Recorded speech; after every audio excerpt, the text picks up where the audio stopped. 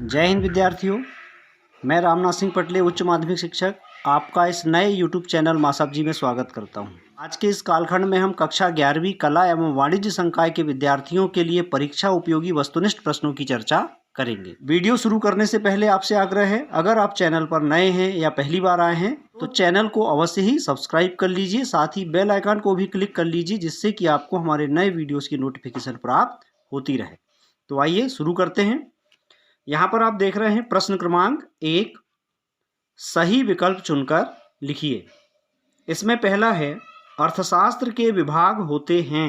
विकल्प 1, 2, विकल्प 2, 3, विकल्प 3 में दिया है 4 और विकल्प 4 में दिया है 5। तो अर्थशास्त्र के कितने विभाग होते हैं? सही उत्तर है 2, व्यष्टि अर्थशास्त्र तथा समष्टि अर्थशास्त्र।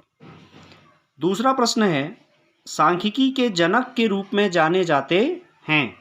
विकल्प 1, डॉक्टर A.L. बाउले, 2, प्रोफेसर बोडिंगटन,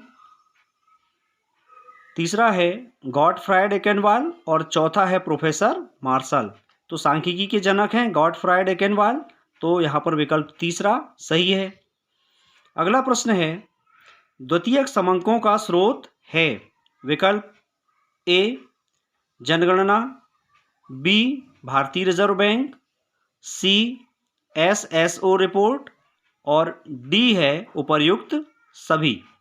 तो यहाँ पर जनगणना, भारतीय रिजर्व बैंक तथा SSO रिपोर्ट, ये तीनों ही विकल्प सही हैं, इसलिए हम यहाँ पर चौथे विकल्प का चुनाव करेंगे, उपर्युक्त सभी। चौथा प्रश्न है, आंकड़ों के वर्गीकरण में पहला कदम है। विकल्प A, वर्गीकरण, बी, सारणीयन, सी, विश्लेषण और डी, निर्वचन। तो आंकड़ों के वर्गीकरण में पहला कदम, तो इसका सही उत्तर है बी, सारणीयन।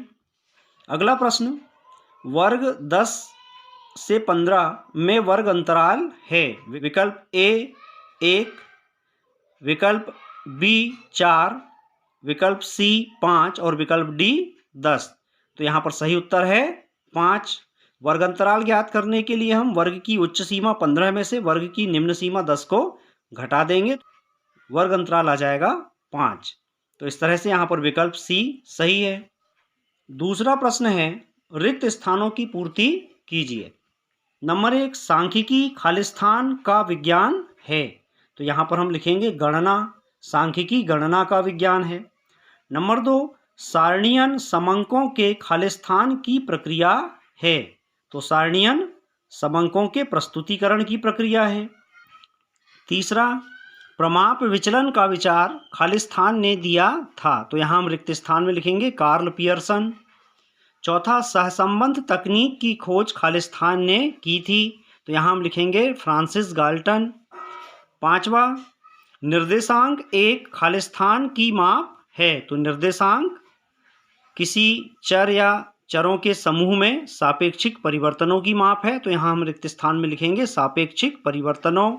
अगला प्रश्न है, सत्य असत्य लिखिए। नंबर 1, ब्रिटिश काल में कच्चे माल का आयात किया जाता था। असत्य कथन है, ब्रिटिश काल में भारत से कच्चे माल का निर्यात किया जाता था।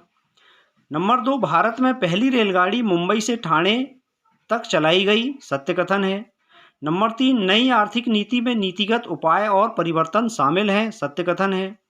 नंबर 4, आर्थिक सुधार 1993 से लागू किए गए हैं। असत्य कथन है, आर्थिक सुधार हमारे देश में 1991 से लागू किए गए हैं। पांचवा, हरित क्रांति का संबंध दुग्ध उत्पादन से है। असत्य कथन है, हरित क्रांति का संबंध खाद्यान्न फसलों के उत्पादन से है। प्रश्न क्रमांक 4, एक वाक्य में उत्तर दीजिए। नंबर 1, निर्धनता रेखा क्या है? निर्धनता रेखा को मापने के अलग अलग पैमाने हैं। यहाँ पर अगर हम प्रति व्यक्ति प्रतिमाह उपभोग व्यय को देखें तो ग्रामीण क्षेत्र में 816 रुपये प्रति व्यक्ति प्रतिमाह तथा शहरी क्षेत्र में 1000 रुपये प्रति व्यक्ति प्रतिमाह उपभोग व्यय को निर्धनता रेखा माना जाता है। अर्थात इससे कम उपभोग व्यय वाले व्यक्तियों को निर्धनता रेखा में शामिल किया जाता है या निर्धनता रेखा से नीचे माना जाता है, तथा इस उपभोग व्यय से अधिक उपभोग व्यय वाले परिवारों को निर्धनता रेखा से ऊपर माना जाता है। दूसरा पैमाना है ग्रामीण क्षेत्र में 2400 कैलोरी एवं शहरी क्षेत्र में 2100 कैलोरी न्यूनतम उपभोग को निर्धनता रेखा कहा जाता है। दूसरा प्रश्न है कीमत में वृद्धि का विनियोग पर क्या प्रभाव पड़ता है। तो उत्तर में हम लिखेंगे कीमत में वृद्धि होने पर कम संसाधनों को खरीदा जा सकता है, यानी वस्तुओं की कीमत में वृद्धि होने से हम पहले की तुलना में कम वस्तुओं को क्रय कर सकते हैं, जिससे विनियोग पर प्रतिकूल प्रभाव पड़ता है। प्रश्न क्रमांक 3, विद्युत ऊर्जा का कौन सा स्रोत है। तो विद्युत ऊर्जा का परंपरागत स्रोत है।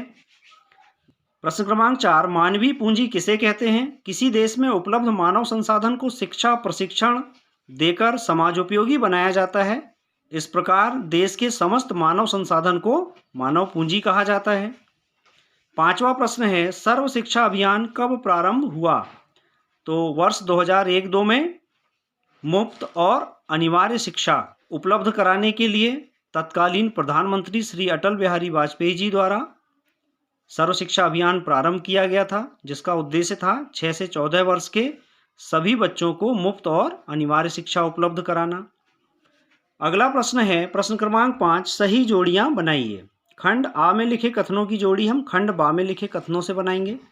खंड आ में पहले नंबर पर है भारत में प्रथम पंचवर्षीय योजना, इसकी जोड़ी हम बनाएंगे खंड बा में दिए गए 1 अप्रैल 1951 से। नंबर 2, चीनी गणराज्य की स्थापना। चीनी गणराज्य की स्थापना कब हुई। खंड बा में 1949 तीसरे क्रमांक पर दिया हुआ है, तो इसकी जोड़ी हम 1949 से बनाएंगे। नंबर 3, पाकिस्तान में आर्थिक सुधार।